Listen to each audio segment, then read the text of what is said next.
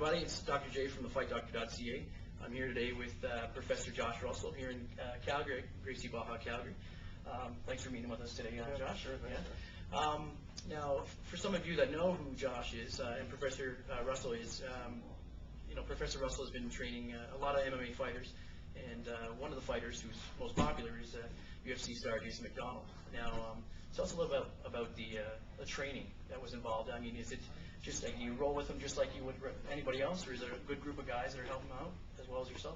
Yeah, well, we have some guys when he comes into town from Red Deer, we'll try to organize around, so we have a few guys come in, some bigger guys that can help push him a little bit. I don't have the size always to deal with his size, so having a bigger guy in his weight category, even the guy bigger, it has some good ground skills. It's a good push for him.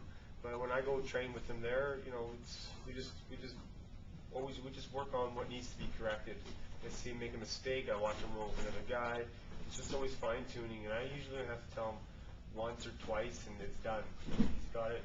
It's in his notebook. He's never going to make that mistake again. Like a sponge, right? Yeah, he's a sponge, and it makes it easy. But when me and Jason first hooked up, he was already a really good grappler, but he just had some big obvious holes in his game from someone from my background, and that was all it was. It was just fine tune, a machine that was already running well, and we just fine tuned it, and he just keeps getting better. How long were you?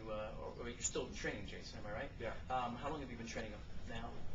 We started our quest together, I guess, in 2005. Okay, so you're just shortly after I got back. Sure. Yeah. So for some of you who don't know, Professor Russell had gone over to Brazil in 2000, and stayed in the thick of things, just living like any guy who loves MMA or BJJ would love to do.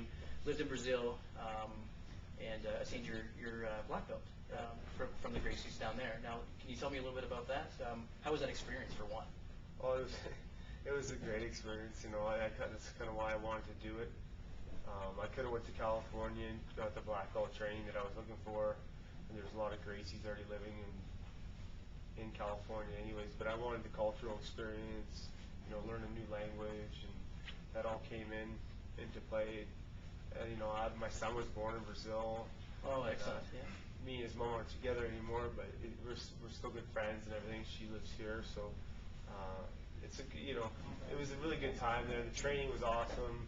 I got to meet lots of good people, lots of solid world-class athletes in the sport, and it's just set up the life that I have now, and that's doing what I love, jiu-jitsu, and teaching it to people and showing them the benefits that there are from training jiu-jitsu.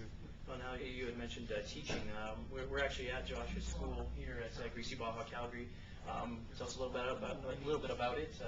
Where's the location and what do you offer here? Well, we're located at 52nd Street and 17th Ave Southeast in Calgary, 1830 Suite 234.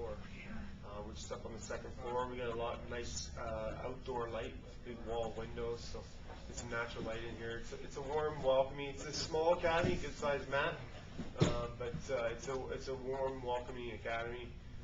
The school's going great. The guys are just getting tougher and tougher. It's great, really good to see their growth from a white belt to guys that are, chasing after your neck when you're rolling with them. It's fun, and it's rewarding to me to see their growth, and I can look at them and I can see my jiu-jitsu in them, and it's a really good feeling. I like this past, just yesterday actually, we were bowing out the class, and the first line from wall to wall was just purple belts and blue belts and even a brown belt, so you can see the progression. We're going to have a big group of guys become brown belts. These are all guys that yeah, now, right? Yeah, exactly. Now, I'll be giving my first black belt probably within the next few months to my top student, Garrett Kern, and I got another big group of guys going to be jumping to brown belts. They're really tough purple belts right now. And I'm just seeing the progression in another 3 or 4 years. I'm going to have a stable. You can be able to come into my club and train with 8 or 9 black belts on any given night. They'll be coming here and just training is their hobby, but they're going to be the real deal, that's for sure. It's just like a father watching his son grow up and attaining that championship or whatever. I mean, you talked about that progression, and now when we kind of get back to progression, the sport has changed a lot since the beginning when people have watched, UFC back in the early 90s. Now, is there anything as far as involvement or some changes you'd like to see, whether locally or regionally or nationally? Well, as far as jiu-jitsu goes, the evolution of jiu-jitsu and MMA has only been beneficial to me because, you get guys that are interested in doing MMA and need to learn jiu-jitsu for the MMA, and I try to lure them more towards jiu-jitsu and say, look, this you can train until you're 90 years old. MMA you can't.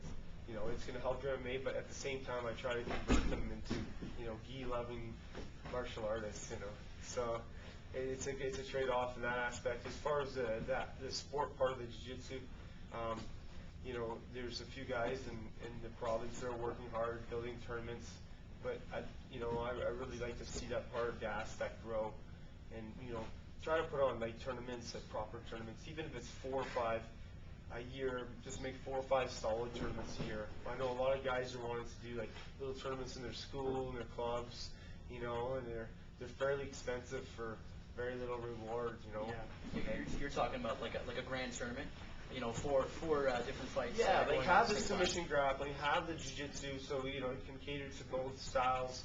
Some might want to go in both, some might just want to do one category. But just put a proper tournament on, and that's the way we can get more guys involved in the tournament scene, and then the sport. That's when the sport will explode, when people start seeing the beautiful art it is, and giving these guys a playground to go practice certain tricks. Well, it's a playground. I like how you put that. For anybody who has tried different styles of grappling arts, whether it be judo, BJJ, Japanese jiu-jitsu, any of the grappling arts, wrestling, it's definitely it's entertaining to watch someone who's never grappled in a gi, coming from sort of like a submission background and trying into a gi game, whether it be BJJ or judo. It offers a complete different, a variety of different ways to grapple using the lapel and so on. Do you find that it's still a reality-based defense system with jiu-jitsu? Meaning, it's not much different than me wearing my jacket. Would you still feel that it's still a reality-based system? Oh yeah, for sure. It's jiu-jitsu. You are wearing a coat. That's all it is. It's a blazer to me. Yeah. You in black. Yeah. Jiu-jitsu is for a one-on-one application, defending yourself. Jiu-jitsu, I can't see there being a better martial art.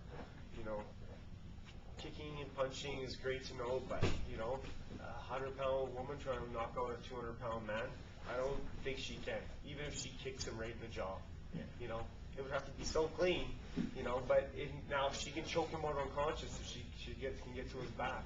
And if you know jiu-jitsu, you don't need to know years and years of it. If you know 6 months to a year, you're way far ahead of the average person as far as knowledge on how to move on the ground and defend yourself and where their vulnerabilities are and so on. Now, you talked about women. I mean, you don't just train fighters, but you train everyday folks. I'm sure executive businessmen, house moms, and children, right? Yeah, doctors, lawyers, children, moms. We have a large variety of clientele, and I actually push the words more to the people that don't know anything about jiu-jitsu, and they're very curious and want to find out what it's about. Those are the people that, it's the most gratifying to see them go from, being a shy person with a shell, and then kind of coming out, and you can see their confidence come out, and they start to feel like a better person, and that's the beautiful thing about jiu-jitsu. It can really do that to someone. It can really, open up more opportunities in life. For somebody who wants to check out Gracie, Baja, Calgary, how would they get a hold of you? We have our website, www.graciebachcalgary.com or gbc723.com, and phone numbers there, emails all there. You're more than welcome to slide by and give it a try. Awesome. Well, thanks, Josh, for having us, and anyone who wants to check out definitely a reputable and knowledgeable staff of BJJ here in Calgary. Definitely come to Gracie, Baja, Calgary, see Professor Russell yourself, and get started on your goals.